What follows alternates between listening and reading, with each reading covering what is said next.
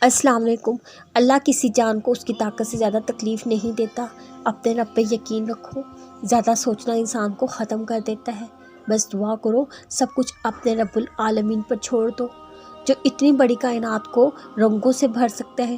کیا اسے تم نظر نہیں آتے؟ کیا اسے تمہاری بے بسی نظر نہیں آتی؟ تمہیں کیا ایسا لگتا ہے وہ تمہیں بے یار و مددگار چھوڑ دے گا؟ کیا وہ تمہاری زندگی ایسے ہی بے رنگ رہنے دے گا؟ بس اپنے رب العالمین پر یقین رکھو، بلکہ یقین کامل رکھو۔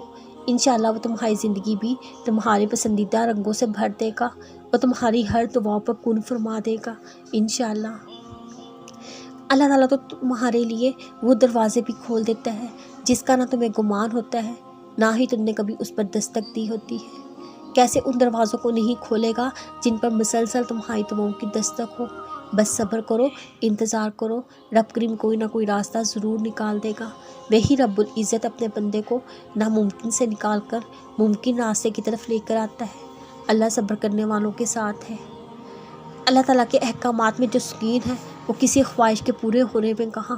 آپ سارے فیشن کر کے دیکھ لیں، من چاہا کھانا کھا کر دیکھ لیں، دل جو چاہے سب کر کے دیکھ لیں، ساری دنیا خرید کر دیکھ لیں، پھر انتہا کیا ہے؟ صرف سجدہ۔ ساری دنیا گھوم کر سکون آ کر سجدے میں ہی ملتا ہے۔ خوش نصیب ہے وہ جنہیں سجدوں میں سکون ملتا ہے۔